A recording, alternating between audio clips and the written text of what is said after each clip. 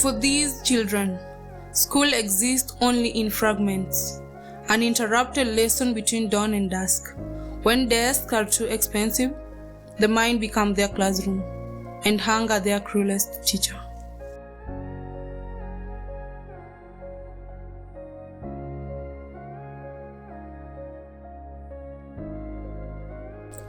Gold does not surrender easily. It clings to the stone, defying the hands that seek it.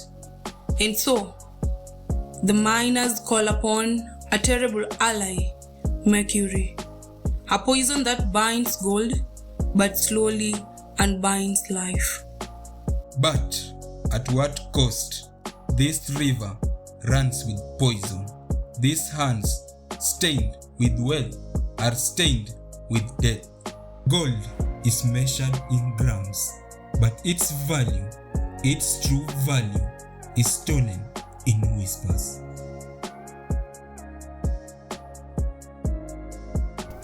For one, the door to knowledge opens. For the other, it remains shut, guarded by gold, the cruelest gatekeeper. This land is rich, yet its people are poor. Its soil sparkles, yet its children weep. And so we must ask, when will gold stop burying our dreams?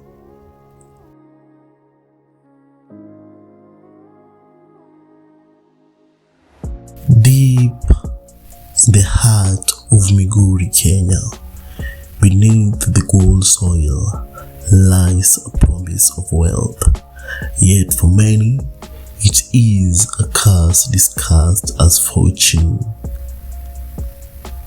Day after day, men descend into earth, hoping to strike gold, but what they find is not prosperity. It is depth and shattered dreams.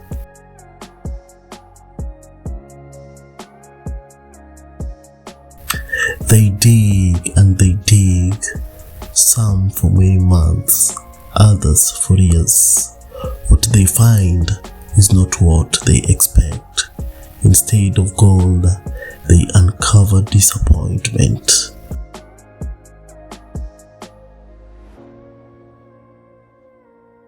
A mountain of broken rocks and unfulfilled promises. They risk their life in the depths of the earth, but in the end, it is the middlemen and the buyers who walk away rich, while in the miner return home with nothing but dust on their hands. The gold glitters, but the price is high. Mercury poisons the river, the land, and the very hands that seek to tame it. Here, the pursuit of wealth comes at the cost of life itself.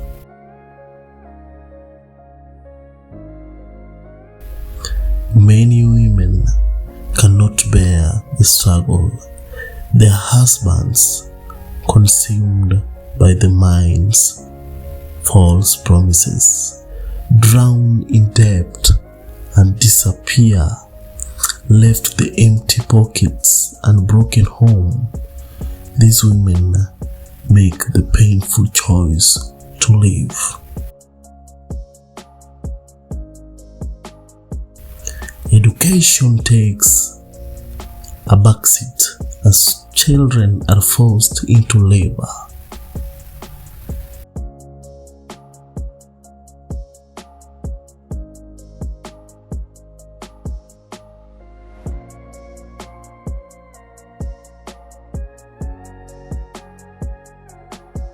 Despite the gold extracted from this land, development remained a distant dream.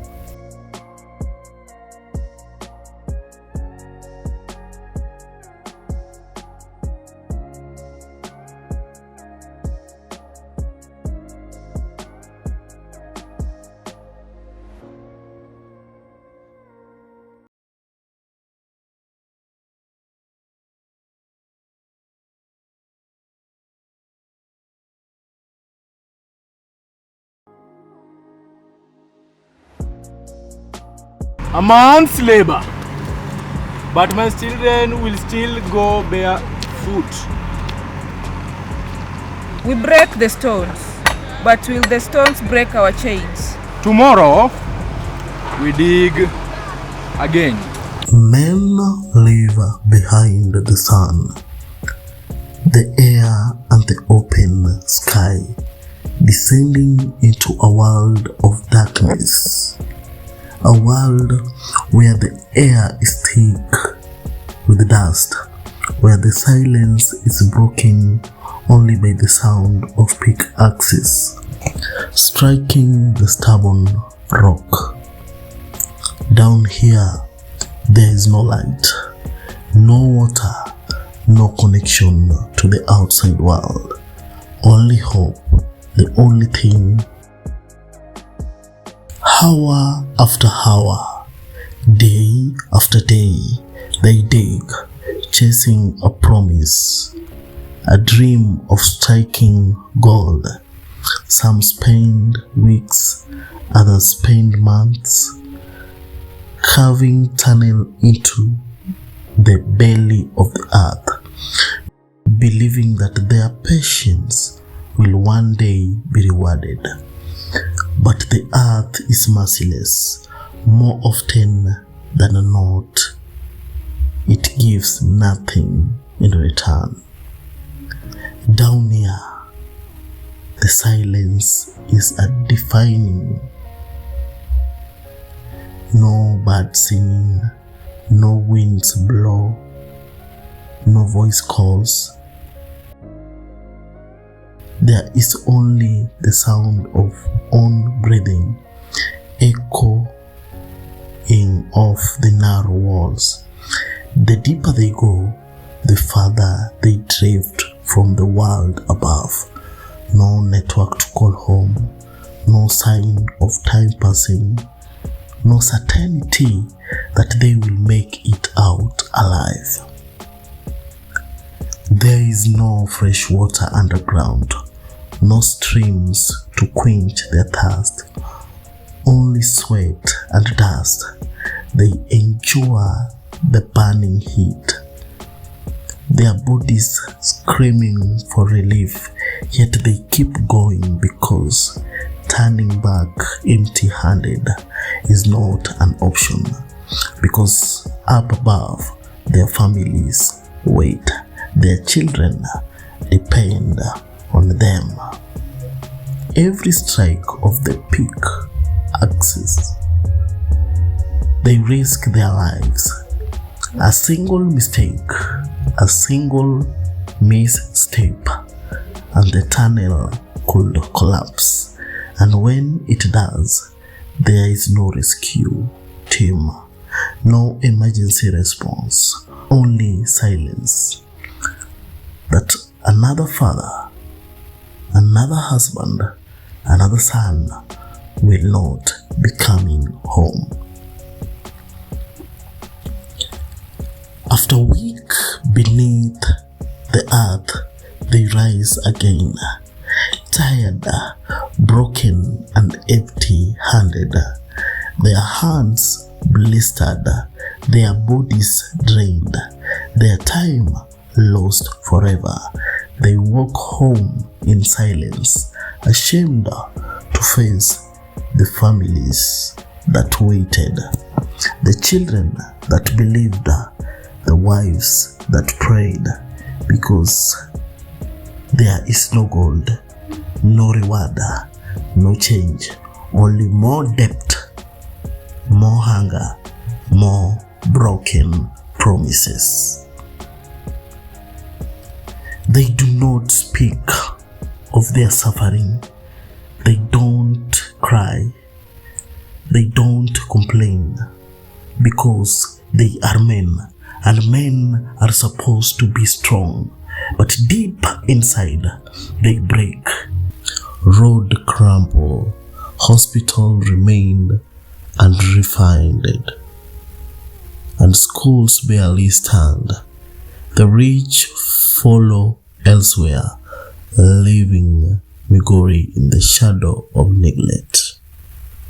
With every breath, miners inhale the cost of their sacrifice.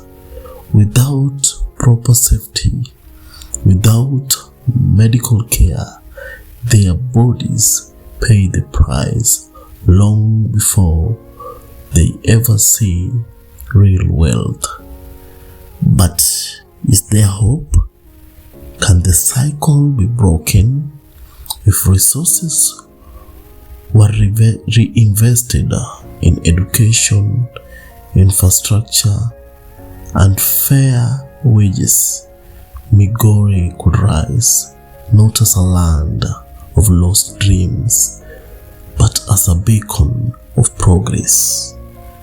Gold should be a blessing, not a burden. Until justice is served, people of Migori will continue to dig, not for gold, but for the fortune that is yet to shine.